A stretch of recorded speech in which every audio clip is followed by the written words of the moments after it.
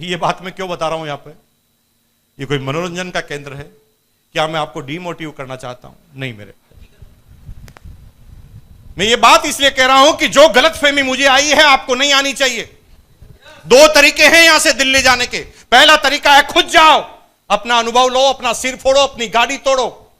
और दूसरा तरीका है कि जो आदमी पहले दिल्ली जा चुका है उससे आधे घंटे की काउंसलिंग कर लो कि भाई तुम तो पहले दिल्ली जा चुके हो, बताओ दिल्ली जाने में क्या क्या सावधानी रखनी चाहिए। अच्छा, कितने स्पीड ब्रेकर आएंगे, कितना टोल टैक्स लगेगा, अगर टोल टैक्स मुझे कम देना है तो कौन सा रास्ता अपनाना पड़ेगा, टोल टैक्स मुझे रिटर्न का लेना पड़ेगा कि सिंगल का, पूछ लो एवरीथिंग।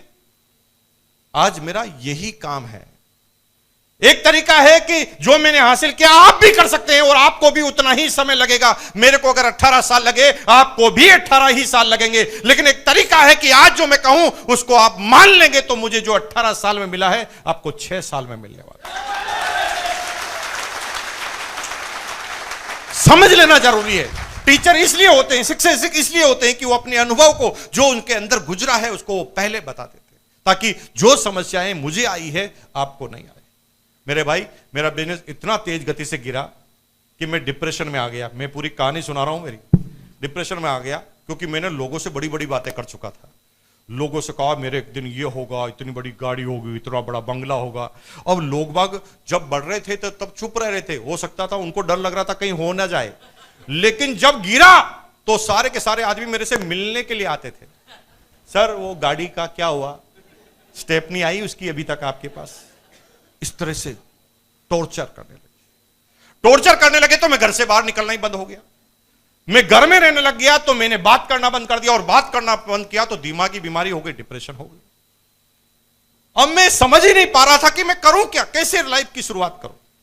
क्या मैं उसी कंपनी में जहां पर अपने मालिक के सामने इस्तीफा फेंक कर आया था उसके सामने जाकर कहूं कि भाई मुझे वापस नौकरी पर रख ले? मैं बड़ी टेंशन में आ गया था उससे। तभी मेरी गुड़िया 3rd स्टैंडर्ड में पढ़ती थी, बड़ी वाली। वो एक कविता गा रही थी हरिवंश राय बच्चन की। वो कविता आपने सबने बचपन में अपने सिलेबस में पढ़ा है। लहरों से डर कर नौका पार नहीं होती, कोशिश करने वालों की कभी हार नहीं होती। वो बोल रही थी, ऐसे बोल रही थी। मैंने भी कई बार पढ़ा था, मैंने एग्जाम भी दिया था उसका और मैं पास भी हुआ था, लेकिन कभी उस चीज को गहराई में ले गया नहीं।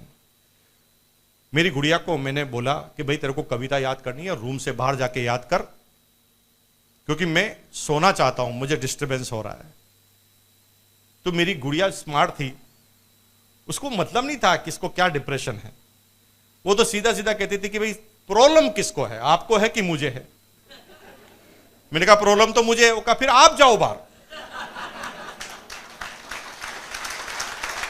बच्चे बड़े स्मार्ट होते हैं। अब मैं उसके सामने कुछ बोल नहीं सका। मैंने 2 पिलो लिए, तकिए लिए और कान पे लगा के, लेकिन धीरे धीरे आवाज आ रही थी। गुड़िया जैसे जैसे आगे बढ़ रही थी मेरी धड़कनें बढ़ रही थी, मेरा ब्लड प्रेशर हाई हो रहा था, क्योंकि उसने आगे आते आते एक लाइन बोल दी। उस लाइन में हरिवंश राय बच्चन ने बोला, असफलता एक चुनौती है, स्वीकार करो। असफलता एक चुनौती है, स्वीकार करो। 99% लोग नहीं करते। असफल होते हैं तो काम ही बदल लेते हैं। अब मुझे बताओ, कोई भी बिजनेसमैन है, वो एक बार काम किया होगा कामयाब हो गया होगा? कोई भी वैज्ञानिक ने एक बार काम किया होगा वो वैज्ञानिक बन गया होगा ना? वो बार बार उस काम में असक्सेस होते, अनसक्सेस होते, और उस चीज से उनकी मेहनत काम करने की और बढ़ जाती और जिज्ञासा बढ़ जाती है। और जो लोग उस चीज में परिपूर्ण हो गए वही उस चीज के आविष्कारक बने आने वाले समय में। ये दिमागी गेम है, इसको जैसा समझाओ वैसा समझ जाता है। राइट ब्रदर्स 2 भाई जिन्होंने हवाई जहाज का निर्माण किया था, आविष्कार किया था। राइट ब्रदर्स के बारे में थोड़ा सा मैं जानकारी देना चाहता हूं। 2 भाई थे, बचपन से देखते थे कि पक्षी उड़ सकता है तो इंसान क्यों नहीं उड़ सकता। दोनों भाई ने सोचा कि काम तो करना चाहिए इसके ऊपर, और उन्होंने पक्षी की नकल करके 2 पंख बनाए और कहा कि अब हम इस पंख की सहायता से उड़ जाएंगे। और 2 बार वो उड़ने की कोशिश की, दोनों बार अलग अलग भाई की नाक टूट चुकी थी, नहीं उड़ पा रहे थे। 4 सक्सेस नहीं हुए, 4 बार जब वो अनसक्सेस हुए तो छोटा भाई नाराज हो गया। छोटा भाई ने कहा भैया गलत दिशाओं में जा रहे हैं, ऐसे प्लेन बनता नहीं और ये प्लेन कभी बढ़ेगा नहीं, प्रकृति के साथ खिलवाड़ मत करो। प्रकृति ने अगर पंख दिए भगवान ने तो वो उड़ने के लिए ही होते हैं, इंसान को अगर पंख नहीं दिए तो ये उड़ने के लिए नहीं होते। इंसान कभी उड़ नहीं सकता, पक्षी हमेशा उड़ सकता है। बड़े भाई को पता चल गया कि छोटा भाई नाराज इसलिए है कि ये 2 बार 4 बार अनसक्सेस हो चुका है, तो उन्होंने दिमागी गेम ही बदल डाला। बड़ा भाई थोड़ा समझदार था, बड़े भाई ने छोटे भाई से कहा कि भाई ये सारी समस्याएं इसलिए आ रही है कि हम प्लेन बनाने का तरीका ढूंढना चाहते हैं। आज से हमारा टॉपिक चेंज है, आज से हम ये ढूंढना चाहेंगे कि प्लेन कैसे कैसे नहीं बनता। पहले क्या ढूंढ रहे थे, अब क्या ढूंढ रहे हैं, कैसे नहीं बनेगा उसका तरीका। अब 5वीं बार उन्होंने प्रयोग किया और प्लेन नहीं बना तो दोनों तालियां बजा रहे थे, वाह एक तरीका और पता चल गया, ऐसे भी प्लेन नहीं उड़ता। क्योंकि अब तो उद्देश्य ही बदल चुका था।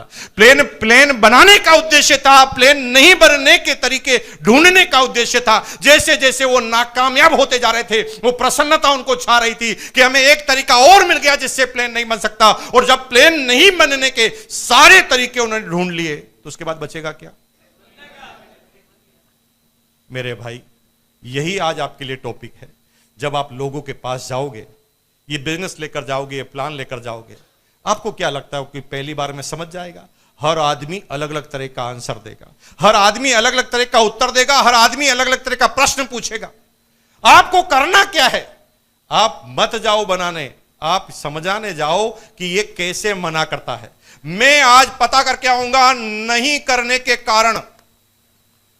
लिखते जाओ, अपलाइन से पूछते जाओ, लिखते जाओ, अपलाइन से उन कारणों का आंसर पूछते जाओ। फिर होगा क्या? होगा इतना कि मेरे भाई, मेरे सामने अगर आप 10 आदमी को लाओ, गारंटी है कि मैं 5 आदमी को आरसीएम समझा दूंगा। लेकिन अगर सत्तू जी, अशोक जी और जीआर पालीवाल जी के सामने लाओ तो वो 10 में से 4 को ही समझा पाएंगे। रॉयल्टी अचीवर 10 में से 3 को ही समझा पाएंगे, लीडरशिप वाले 10 में से 2 को ही समझा पाएंगे, नए डिस्ट्रीब्यूटर 10 में से 1 को ही समझा पाएंगे, और जो नया आया है आज वो 40 में से 1 को ही समझा पाएगा। फर्क सिर्फ इतना है कि जिन लोगों के पास ज्यादा अनुभव है ना सुनने का, उनके रिजल्ट के परसेंटेज बढ़ते जा रहे हैं। क्योंकि हमें हजारों लोगों ने मना किया है तो हमें मना करने के कारणों का पता है। आप पहली बार जा रहे हैं तो आपको मना करने का कारणों का पता ही नहीं है, इसलिए आपके रिजल्ट कमजोर है। मेरे भाई, आज के बाद ये ठान लो कि मैं ना सुनने के सारे तरीके पता कर लूंगा, और जिस दिन ये सारे तरीके आपको पता होंगे उस दिन किसी आदमी की ना करने की ताकत नहीं होगी। जिसकी शक्ल की तरफ इशारा करोगे वो ज्वाइन करोगे। लेकिन आपके प्रोसेस को बदलना पड़ेगा आज के बाद। फिर जब उस कविता पे वो आगे बढ़ रही थी, उसने पहली लाइन बोला, असफलता एक चुनौती है स्वीकार करो, क्या कमी रह गई देखो और सुधार करो। क्या बोला? मैंने कभी ध्यान ही नहीं दिया। उसमें क्या बोला था? असफलता एक चुनौती है स्वीकार करो। हम असफलता की चुनौती को स्वीकार नहीं करते, हम काम ही बदल देते। किराने के काम में नाकामयाब, जूते का चालू कर दिया, जूते में नाकामयाब, पान का चालू कर दिया, पान में नाकामयाब, नौकरी चालू कर दी, नौकरी में नाकामयाब, आत्महत्या कर दी। हम काम बदलते, हम सोचते काम बदलेंगे तो कामयाबी आएगी ना। कविता में साफ लिखा है, असफलता एक चुनौती है स्वीकार करो, क्या कमी रह गई देखो और सुधार करो। जब तक ना हो सफल तुम, नींद चैन की त्यागो तुम, संघर्षों का मैदान छोड़ मत भागो तुम, क्योंकि कुछ के बगैर जय जयकार नहीं होती।